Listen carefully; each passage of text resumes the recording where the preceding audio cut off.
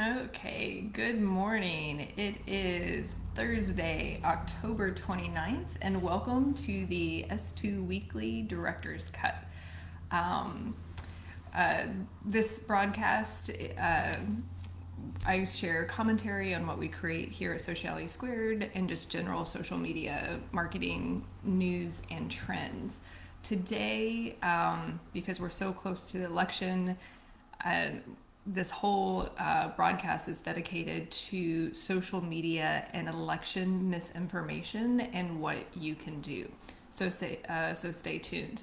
Also, yesterday our monthly newsletter came out, and it's all about voting. So I'll talk a little bit about that as well in just a second. So thank you for joining. I know that there's a million things that you can be doing right now. So I appreciate you spending time here this morning for this broadcast. And I also realize that we're still in the middle of a pandemic in this country. We've lost over 223,000 lives here in Hamilton County, where I am in Cincinnati. We'll find out today if we're still red or moved to purple, which is even more high risk. So there's just a lot of stress and concern right now. So my heart is with your heart, and my heart is especially with the Black community right now. So here at Sociality Squared, we don't want business to return back to normal. We want a better standard rooted in anti-racism and radical inclusion. So if you don't know who I am, I'm Helen Todd, the co-founder and CEO of Sociality Squared.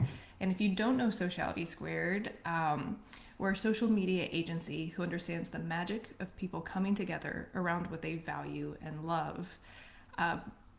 Clients partner with us to help grow their businesses and know that we always remember behind every screen is a person. So in the links to this description, you can find ways that you can connect with us and do sign up for our monthly newsletter. Check out yesterday's, it only comes once a month, and also like this page, and you'll get updates when I go live every Thursday morning at 8 a.m. So some quick news before we dive into the topic. I mentioned that the newsletter came out yesterday. I'll link to that below. It's also the last post on all of our feeds.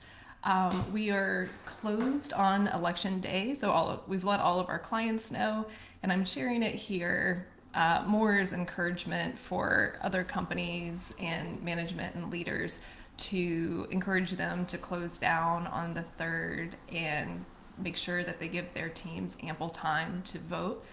I think most of the team has voted early, which is good, but one reason that we're closing also is just social media can be hard for managers that never turn off. So this gives the team just a day off online if they don't want to see the content too. So we believe in unplugging. It's vital even as a social media agency. And also, in terms of this season, November will be the last month that I do this broadcast this season. So there's only 4 more episodes, so do subscribe and check them out. And if there's anything that you want me to discuss, do let me know. And then I already mentioned, definitely like this page if you haven't already. Okay, so I want to really spend the bulk of the time talking about the spread of misinformation. Before I do that, I do want to touch on the newsletter yesterday. So the newsletter we usually do a Halloween themed newsletter. I think my favorite is still the first one that we did on going dark social, the dark web, and we featured Black Mirror, which still holds up today, and some of the dystopian warnings in it seems to kind of be a little bit too close to reality. But because this is an election year and so much going on, we really dedicated the newsletter to get out to vote. So I encourage everyone watching, friends, family, to vote. And not only to vote, but to vote for Joe Biden and Kamala Harris. So we're a small agency, and that endorsement can easily be dwarfed. But this is a normal election. And while I usually do not get overly political through Sociality Squared, there's just too much on the line. And one of the things that I pointed out in the newsletter is that we embrace diversity of thought. We have clients, partners, team members that share a whole range of political viewpoints that we deeply respect. And like we're rooted in diversity in the fullest sense of the word. And diversity gives us strength as a nation, in our communities, and in our companies. So I don't want to discount that, and that together across the aisles, we are stronger. That said, you know, I do believe in the possibility of true equality and equity and freedom for all people, that we have not lived up to these ideals in this country, and that there's a lot that we can do. And the best path forward to get closer to reaching those and heal the wounds that have been torn open to bear this year, or to see more this year, is to vote for Joe Biden and Kamala Harris. There's more in the newsletter. There's so many rights and issues that are on the table that are pressing, from addressing COVID. It is still a real issue. Healthcare, climate change, rights of people, civil rights, immigrant, worker, LGBTQ rights, and so much more. So I'm not only encouraging you just to vote, I'm encouraging you to vote for Joe Biden and Kamala Harris. And one of the things that we put in the newsletter is some tips on voting. So we're 5 days away from the election. It's almost, it's not almost, like it's too late for vote-in mail ballots, to be honest. The president is already surfacing these things that votes that are received after the 3rd shouldn't be counted. So to be super safe, don't mail in your ballots. If you have a mail-in ballot, bring it to the polls and turn it in early. If you can vote early, and just have a plan to vote. Know where you can vote and be prepared for lines. It really varies across the country, whether it's voter suppression or poor planning, like I think is the case of New York City. Just be prepared to wait. There's a lot of people saying, oh, I thought I would be there 2 hours, and ended up being 4 hours. So have a plan to vote. Bring your charger, bring snacks, use the bathroom beforehand, bring a chair, bring a book. If the weather's not looking good in your area, be prepared for that too. But vote. Have a plan to vote, get out and vote in person, or hand deliver your mail-in ballot if possible. And there's other tips in the newsletter too. So what I want to talk about is misinformation on social media and what you can do. So the first thing on this front is, if you need to unplug and it's just overwhelming, and being online and seeing the news just depresses you, like that's not healthy. It's not like healthy for your mental state, and it's not doing anyone any good. So if that's the case, if you need permission, I'm giving you permission. Unplug and get offline and do what you need to do for self-care and to take care of yourself. It is so important right now for so many reasons to kind of safeguard our own, mental selves, or just selves in general, our bodies, especially to the backdrop of a pandemic. If we're not healthy, or if we're stressed, our immune systems are actually more vulnerable, and in the backdrop of a pandemic, it's just not good. So if being online stresses you out, this is your permission to unplug. You don't need to follow all of the news day in and day out and all of that stuff. So unplug if you need to. And one of the things too, if reading a lot of posts scares you, like there's a lot we know right now that we know this happened in 2016, and we know that it's happening now, that there are bad actors, specifically Russia, trying to manipulate and influence our elections. In one of the ways, and even like voter suppression within the United States, and one of the ways that they do this is by spreading content that is rooted in fear to scare you from going to the polls.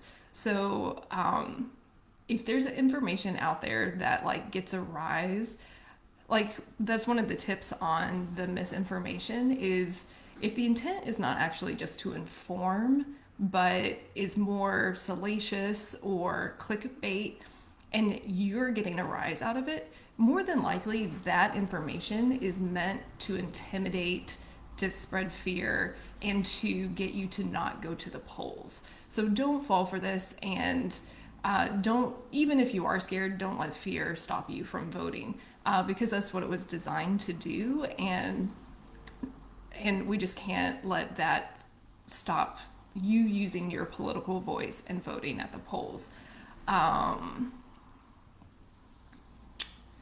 okay, so and in terms of like some tips, that's the first one is if there is fear, if you get like a rise from seeing a post, like that's a red flag. And typically, there's a great article I'll link to from the Washington Post on this. Um, that's not designed to inform. So there's a couple steps that you can do if you feel this. Don't immediately share. The Washington Post article is like we're less skeptical when we're scared, and quicker to click the share buttons. Don't do that. Take a step back, a few minutes, and then reevaluate the news and come to it a little bit more objectively, or just ignore it. Like if it's salacious and gets a rise out of you, like just be aware of like I shouldn't be getting this type of rise out of content I see on my Facebook and Instagram and Twitter feeds. And instead of giving energy and time to that, just ignore it and move on to other content, or unplug. That is a-okay as well. And one of the really important things is to check for sources. Make sure that they are reputable sources, and that you've heard of them before. There's so much that happens where so many landing pages are created that look like official sources but aren't. So really during this time, which is this week and next week post-election, when we still might be counting ballots, when the president might be claiming that he's won, even though all the all the votes haven't been counted. This stretch of time, like the platforms, and we should all be anticipating more disinformation, misinformation, and to be extra vigilant. So even more so than normal, we should be extra cautious of the type of content that we're seeing. So if you've never heard of the source, if they look legitimate, if they have these like so-called experts that they pull in, like if you don't know the source, just ignore it and don't put time and energy into it. NewsGuard is a great tool that I recommend. It's a plug-in for browsers, and it actually just gives like little check marks and like feedback at how the source rates in terms of journalistic practices. So that's just like a nice little quick sign in your feed. But really, really check sources. And if a family member or a friend shares a resource, don't just take that as like, oh, this person did their work and this must be a valid or a source. Like click through and make sure that the sources being shared are in fact, uphold journalistic standards and that you've heard before. A few tips on fake accounts. Like this is a huge problem across across platforms of bots, fake accounts, these bot farms. So especially right now, if you don't know the person in real life, don't accept their friendship. Don't share their content. If it's a new profile, and Facebook and Twitter shows how long people have been on the site, be really, really suspicious and skeptical. If they don't have a profile photo, or even if they do, but they have under 200 friends and are just here, and again, you don't know them in real life, ignore them. It's really likely that they're a bot, or not even a bot, but a bad actor trying to infiltrate your feed. So I mentioned NewsGuard is a great way to check sources, and I'll link to that. And the other thing too, if you're a part of any Facebook groups or group chat messages that share anything like election related to the news, like these places are really ripe for spreading misinformation. One of the reasons for Facebook groups, they don't have all the same safeguards in terms of flagging. And if it's a group of super like-minded people, they're not as apt to, stop that information. So if you're in any of these groups, just be like extra suspicious of information being shared there, and check the sources, take a deep breath. If it gets a rise in you, don't be quick to share. And another thing that the Washington Post article pointed out is don't trust cute things. Even though a post might look very, innocent, that might be what it's designed to do to help the page or where it's coming from get better ranking in the algorithm. So the way the algorithms work is the more people that engage on the content, those are signals to Facebook like, oh, this person is interested in this page and this content, so we're going to, spread this post further and serve this person more content. In that case, or in a case from 2016 the 2016 election that the Washington Post article pointed out, there was this like cute dog photo with an American flag that said, like this if you feel that's going to be a great week. And it was tied to a Russian page, or a page that was built by Russians that had over 200,000 followers.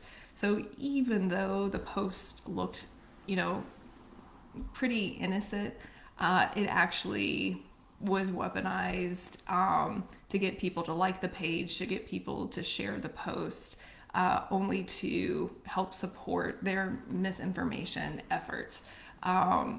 So if you haven't heard of the page before, that's another thing, just this week and next week specifically, don't even engage on the content, because it's really hard to tell when a page name is called Being Patriotic and has 200,000 followers. It's really hard to tell, who created it. And that's another point. If you don't actually know who founded it and who the leaders are, who is running the page, who is the person, organization, or company behind this, and it's not transparent or easy to tell, like that's another sign. Ignore, don't like, don't engage. So really, I think one of the takeaways is like, if you don't know the person, if you don't know the publication, if you don't know the page, this week and next week, ignore, don't amplify, don't engage, don't like, don't follow, don't share. That's probably the baseline, like the most baseline rule that you can follow and be the safest, both for yourself and to not inadvertently be sharing, misinformation designed to suppress voters. Another tool another recommendation is, if you see content or an article that looks fishy, or you're not really sure of the publication, and you are curious about it, to see what the issues are, like the Washington Post recommends becoming a citizen investigator and check other sources. And let me actually pull up the article really quick, because they did a good job of, well, I just recommend the article in general, but when you see an article and you want to cross-reference other sources to see if this is indeed, something that is relevant and pertinent and not designed to suppress. Some questions to ask. Have any other reputable fact-checking organizations looked into this claim? Did anybody else report the same things, perhaps from a different angle? Where and when was the image or quote created? Oftentimes, you have, well, without going into another opening a can of worms on some of these fake sites where it looks like journalists, but they're actually not. You just want to be extra diligent. And one of the links that is from a few years ago, but the Data Society, our Data and Society, has a really great in-depth article on media manipulation. And one of the things that they do, and this is why this is important to to look at other articles to see if they've been reported on, and just be super suspicious, is that some bad actors will do media stunts, and then they create words, and I don't have one off the top of my head, that then they get the media to actually report on, so that then people are then the words are entering mainstream news coverage, and then people are curious and they've never seen this before, and then they go and search it, and then they've built out all these fake landing pages that kind of seem to legitimize what that is. Actually, one example I think is the Sandy Hook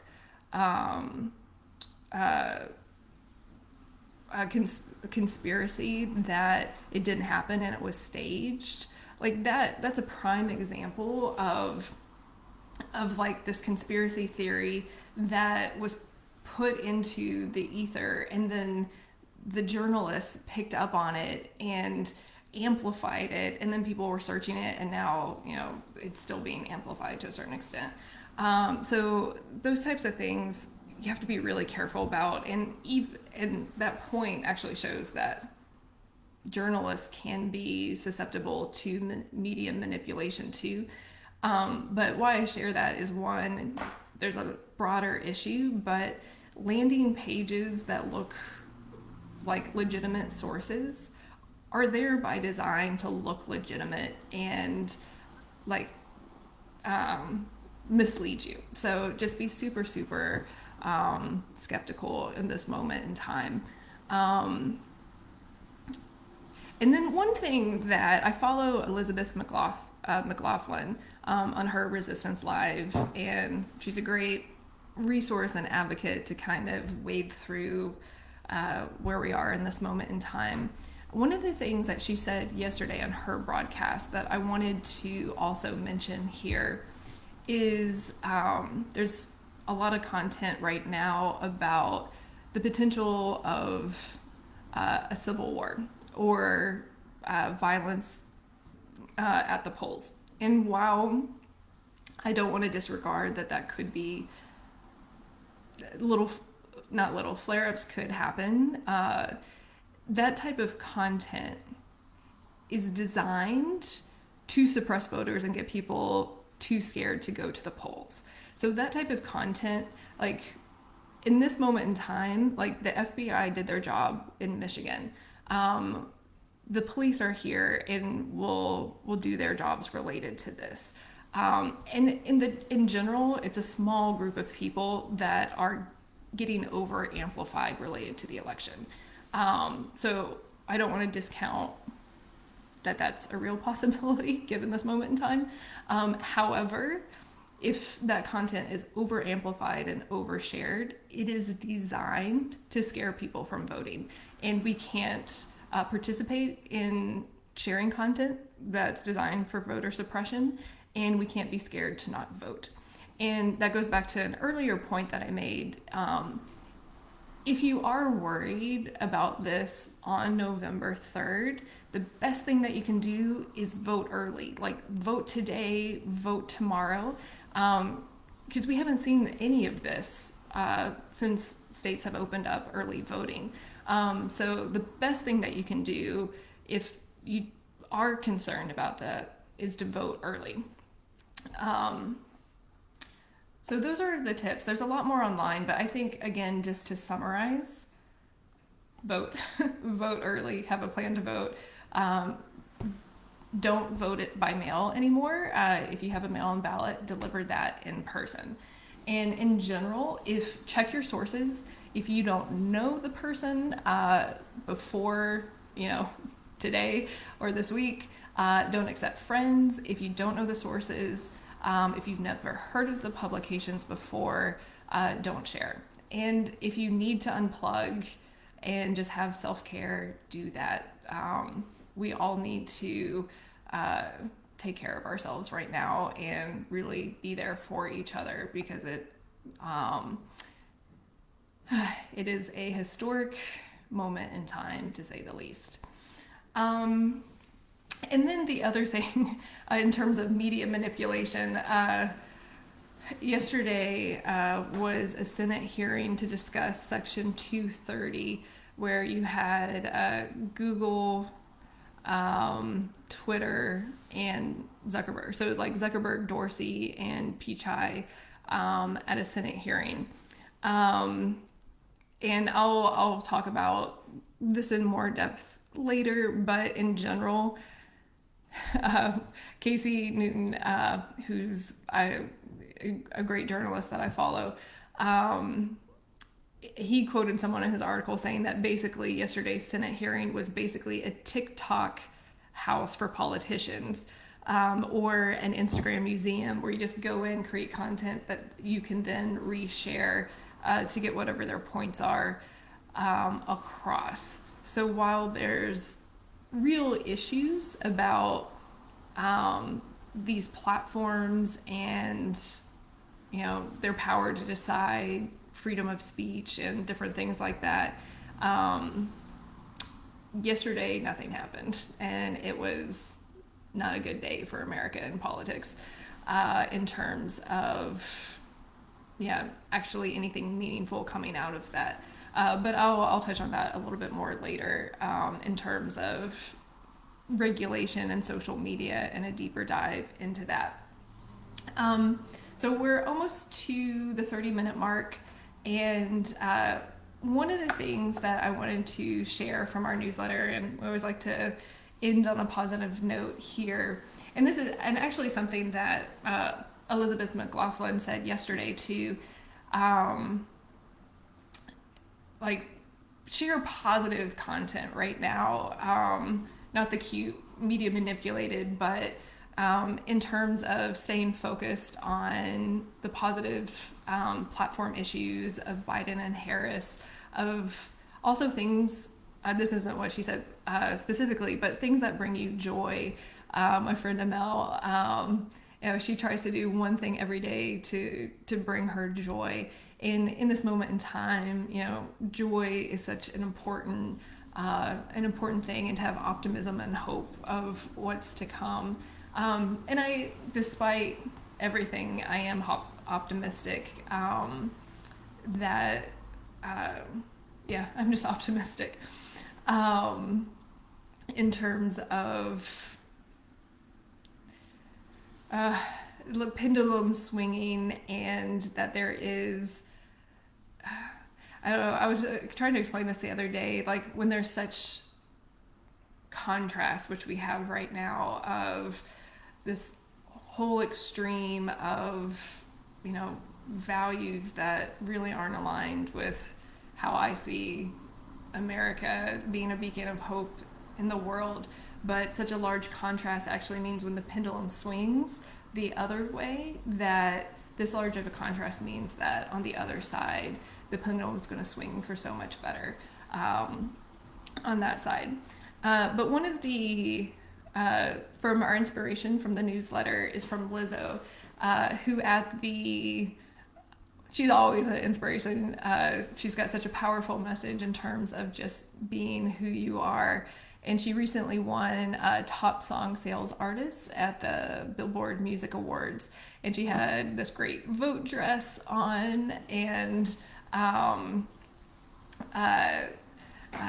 on the stage, and used her speech and her platform and she's been doing interviews and stuff to really encourage people to vote. And I'm just going to read what she said, although you should really watch it yourselves, because the way that she says it, I won't do it full justice. So part of most of her speech, aside from the thank yous, was, I just want to say I've been thinking a lot about suppression and voices that refused to be suppressed. And I wonder, would I be standing here right now if it weren't for the big black women who refused to have their voices be suppressed? And I just want to say right now, if you're at home watching this and you're thinking about changing yourself to feel worthy, this is your sign to remain true to who you are. Let me tell y'all something. When people try to suppress something, it's normally because that thing holds power. They're afraid of your power. There's power in who you are. There's power in your voice. So whether it's through music, protests, or your right to vote, use your power, use your voice, and refuse to be suppressed. So thank you for joining today. Be safe, have a safe Halloween, and vote for Biden. Thank you so much.